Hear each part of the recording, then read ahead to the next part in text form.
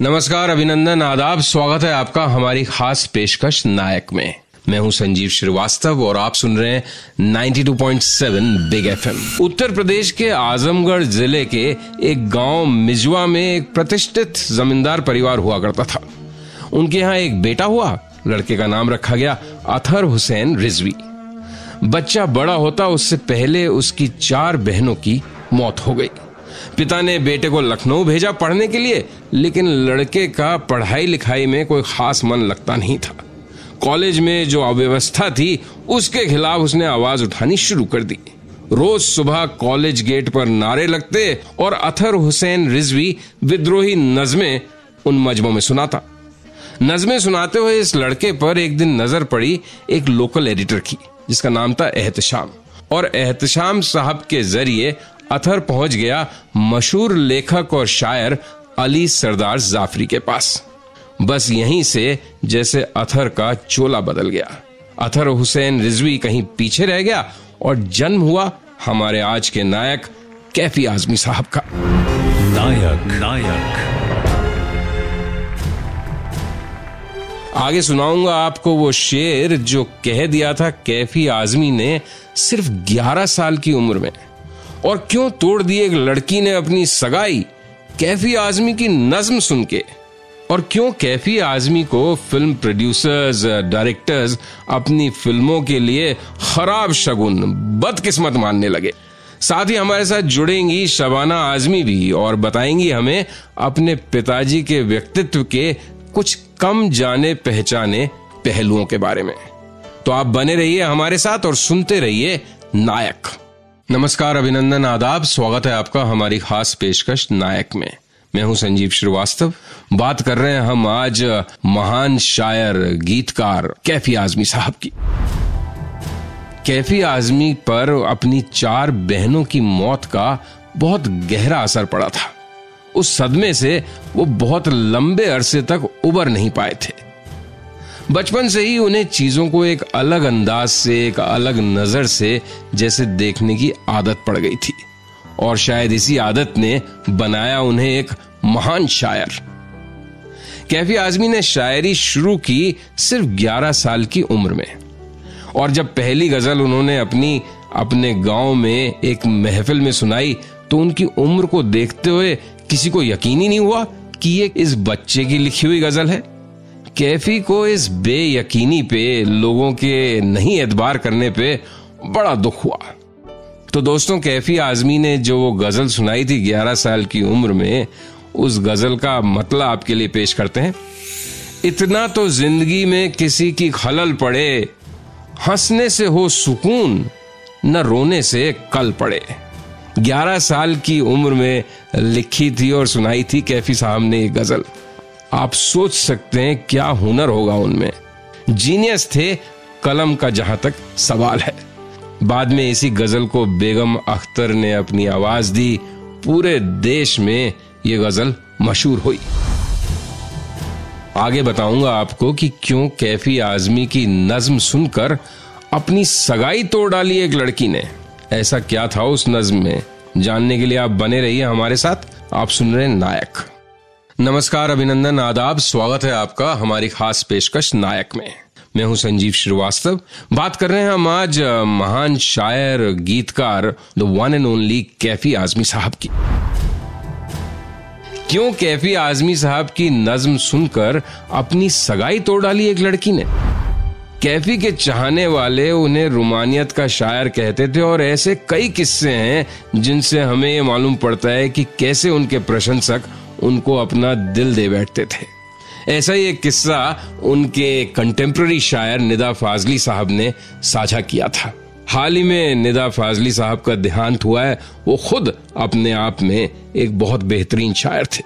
तो बकौल निदा फाजली, कैफी आजमी साहब सिर्फ शायर ही नहीं थे, शायर होने के साथ साथ वो स्टेज के बड़े अच्छे परफॉर्मर भी थे। और फिर उनकी शक्ल सूरत भी माशाअल्लाह किसी फिल्म स्टार से कम नहीं थी। तो शायरी और फिर शायरी पर उनकी अदायगी, ये एक ऐसा मिक्सचर था जो सुनने वालों को उनकी तरफ खींचता था। हैदराबाद के एक मुशायरे में कैफी आजमी साहब अपना कलाम पढ़ने के लिए एक बार पहुंचे। खूबसूरत नौजवान कैफी आजमी, सामने महफिल में भी कई खूबसूरत लोग जिनमें एक हसीना भी शामिल थी। कैफी साहब अपनी मशहूर नज्म औरत सुना रहे थे। उठ मेरी जान, मेरे साथ ही चलना है तुझे, अपनी तारीख का उन्वान बदलना है तुझे।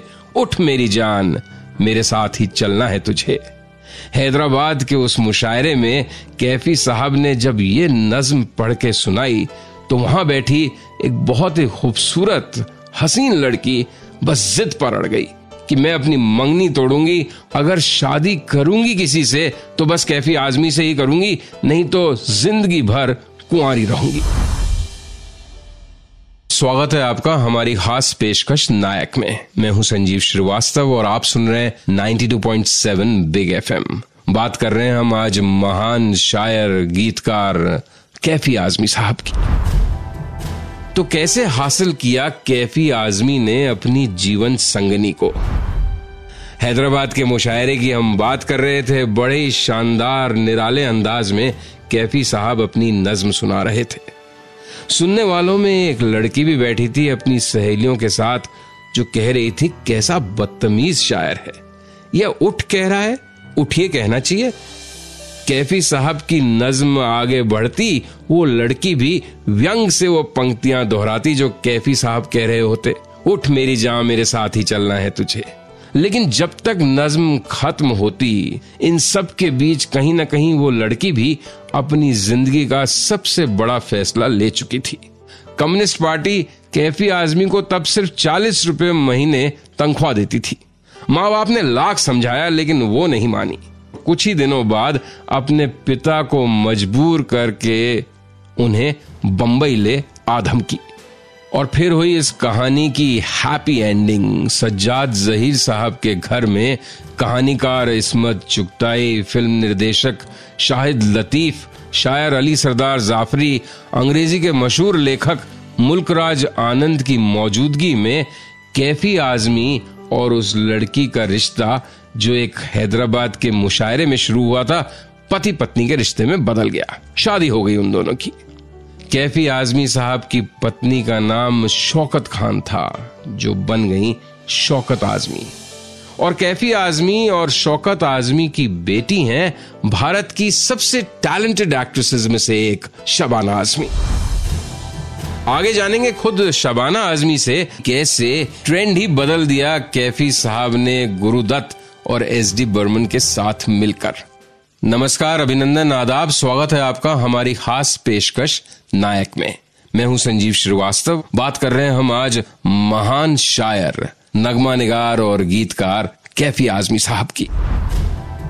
कैसे एक चलन, एक ट्रेंड ही बदल दिया कैफी साहब ने गुरुदत्त और SD बर्मन के साथ मिलकर। कैफी साहब को अपना पहला ब्रेक मिला था 1959 में। फिल्म थी कागज के फूल। लेकिन वो जमाना गीतकारों के लिए कुछ अजीब सा था। कैसे सुनते हैं कैफी साहब की बेटी शबाना आजमी जी से। अब्बा ये कहते हैं कि भाई फिल्म इंडस्ट्री की जो रीत है वो बहुत ही निराली है। पहले ट्यून बनाई जाती है और फिर उसके बाद उसमें अल्फाज लिखे जाते हैं।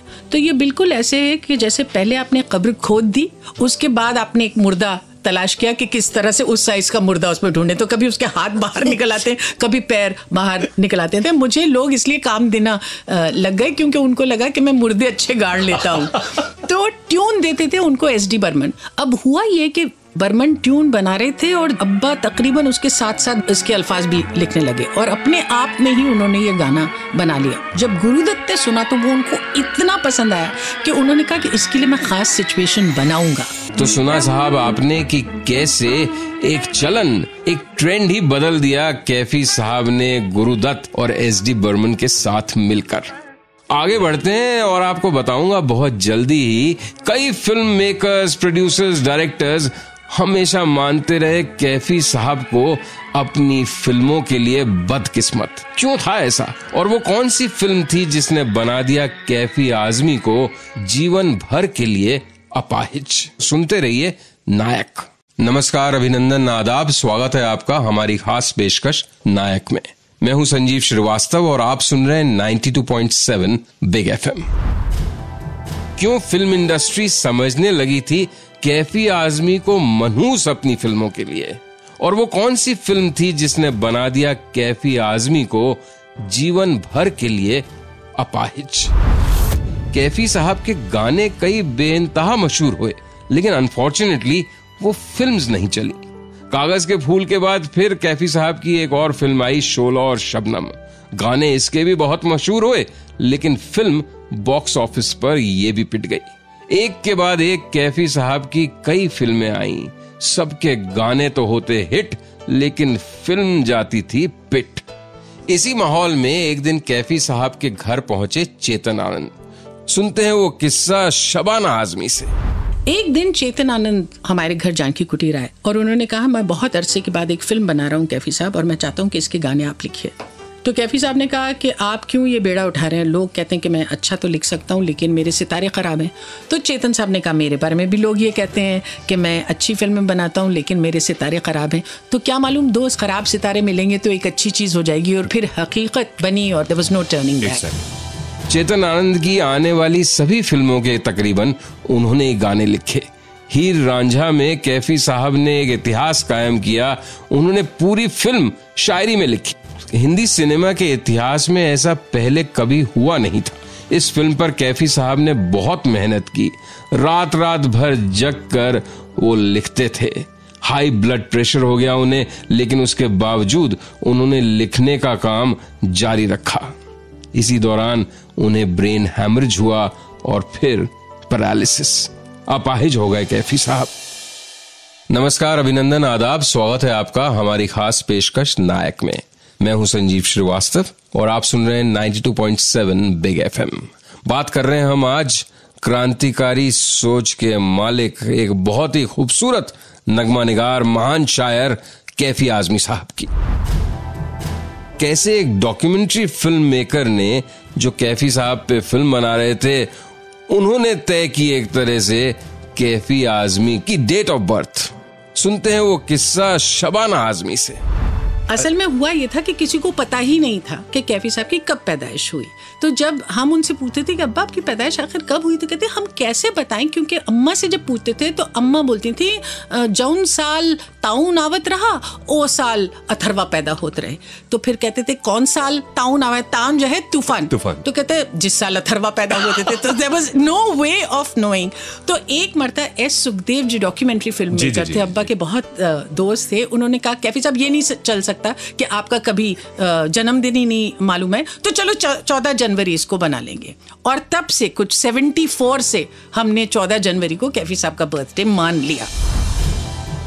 तो ये थी कहानी हमारे आज के नायक कैफी आजमी साहब की जन्म तिथि के डिस्कवर होने की। कल रात 8 बजे एक बार फिर हाजिर होता हूं आपके सामने जाने माने और बहुत ही टैलेंटेड संगीतकार मदन मोहन साहब की जिंदगी से जुड़े कुछ प्रेरणादायक, रोचक और दिलचस्प किस्सों के साथ। तब तक के लिए मुझे संजीव श्रीवास्तव को आप दीजिए अनुमति। नमस्कार, शुभ रात्रि, गुड नाइट, शब बखैर।